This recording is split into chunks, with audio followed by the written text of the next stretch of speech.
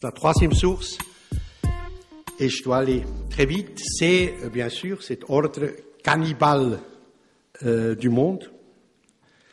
Cet ordre cannibale du monde qui est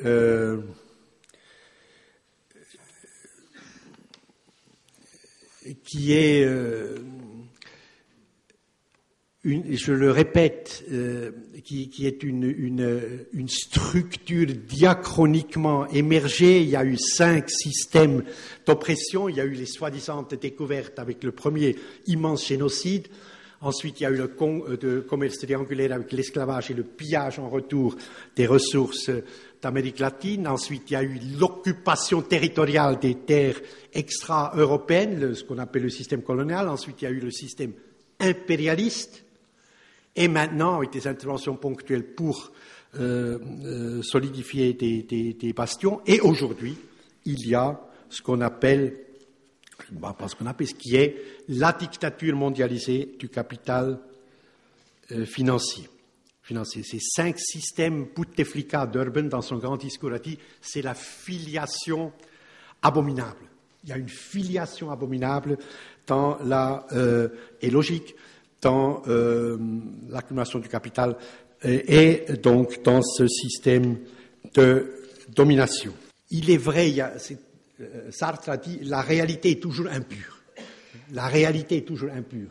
C'est vrai, c'est beaucoup plus compliqué encore que ce que mes thèses peuvent comprendre. Il y a des nouvelles oligarchies à la périphérie, la chinoise, l'indienne, la chinoise et l'indienne, qui se sont intégrées au système occidental et qui, en symbiose avec ce système, accumulent le capital. Mais ces oligarchies, la Chine est un effroyable État policier, la grève, code pénal, la grève est un crime.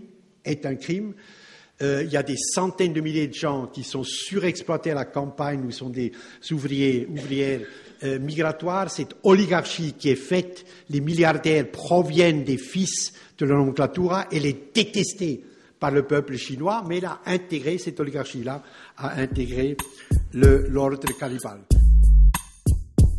C'est un livre d'espoir. Pourquoi? D'une part, parce que cette haine de l'Occident a fait naître, ou est en train de faire naître, un nombre de nations souveraines qui, enfin, sont capables de rompre avec l'ordre cannibale du monde. Et aussi, par ricochet, d'assurer à leur population une vie digne et libre d'angoisse. L'autre aspect, c'est ici.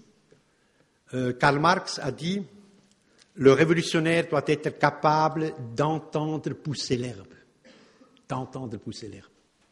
Et l'herbe pousse. Au cœur même des sociétés dominatrices naît une nouvelle société civile planétaire. Certainement, beaucoup d'entre vous ont été soit à Belém, le dernier forum social mondial, soit dans un des 5 forums de Porto Alegre, soit à Nairobi avant, soit à Mumbai, il y a 3 ans. Et cette fraternité de la nuit qui se donne à voir, qui est faite de mouvements tout à fait différents, dont aucun a un comité central, a un programme politique, etc., qui sont des mouvements. La Via Campesina, c'est 110 millions de petits pêcheurs, de pêcheurs de petits paysans, des métayers, etc., du Honduras en Indonésie. Les sans-terres du Brésil, 4,5 millions de paysans sans terre organisés et qui ont porté au pouvoir Lula, d'ailleurs, en 2003. Et attaque ici, pour la taxe Tobin, vous lisez mots, j'espère, et vous l'apprenez par cœur, donc vous savez tout ça. Attaque, Greenpeace, le mouvement d'émancipation des femmes, cette multitude de mouvements qui fonctionnent exclusivement par l'impératif moral. Alors, le monde changerait. Et il changera. Pour preuve, je vais vous citer les dernières lignes du Canto Général de Pablo Neruda, qui est mort mystérieusement 6 semaines après son ami Salvador Allende. Neruda écrit: Pueden cortar todas las flores, pero jamás detendrán la primavera. Eux, nos ennemis, pourront couper toutes les fleurs, mais jamais ils ne seront les maîtres du printemps.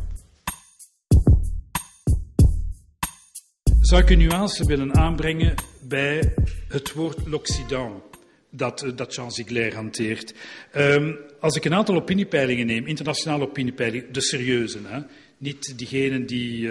Nee, ik kan geen anekdotes vertellen. De serieuze opiniepeilingen die dus een langlopende geschiedenis hebben van soortgelijke vragen aan dezelfde referentiegroep. Wat blijkt daaruit, en ik zou zeggen in de afgelopen 10 jaar, daar blijkt dat wij Europeanen eigenlijk een positief imago hebben in de wereld. Dat als je, ik neem een opiniepeiling van 2005, als je de Europese en de Amerikaanse invloed tegen elkaar afweegt, vind je die positief of vind je die negatief? En opvallend genoeg, in heel veel landen, en ik laat even de Europese landen en het zelfbeeld dat wij hebben van ons als rol in de wereldpolitiek. Ik neem een aantal derde wereldlanden. Ik neem Zuid-Afrika, ik neem Libanon, ik neem Argentinië, is geen derde wereldland, Indonesië, Brazilië. Wat blijkt eruit? Dat is dat Europa doorgaans positief wordt geëvalueerd in die opiniepeilingen. In 2008... De naam zal denk ik hier wel bekend voorkomen. Dalia Mogait. Dalia Mogait is ik denk dat die een paar keren ook in Mooi is verschenen, is een socioloog, een Amerikaanse socioloog, die heel lange tijd voor Gallup heeft gewerkt en daar met John Esposito een reeks opiniepeilingen en onderzoeken heeft georganiseerd naar wat is het zelfbeeld en wat is het beeld van de wereld onder de moslimbevolking, niet alleen in de Verenigde Staten, maar wereldwijd. Tussen haakjes, zij is nu weg bij Gallup en ze zit in een van de adviesraden van Barack Obama. En Mogait in een opiniepeiling, 35 landen, 50.000 mensen, gespreid over een periode van 6 jaar. Dat zijn de serieuze opiniepeilingen. Zij komt tot de conclusie dat, in tegenstelling tot wat gedacht wordt, en Jean verwijst daar ook naar, moslims in de wereld in feite bewonderen heel veel van wat hier in het Westen bestaat en van wat hier in het Westen is geboren. Onder meer vrijheid van meningsuiting, democratie, technologische vooruitgang, toegang tot de kennissamenleving. Oui, non, c'est ce que je disais aussi. Maar, en dat is haar conclusie uit het onderzoek, moslims zien het Westen niet als een monoliet. En zij maken heel duidelijk een onderscheid tussen de Verenigde Staten en Europa. Waarbij dat zij Europa beschouwen als veel positiever ingesteld, een veel positievere invloed dan de Verenigde Staten.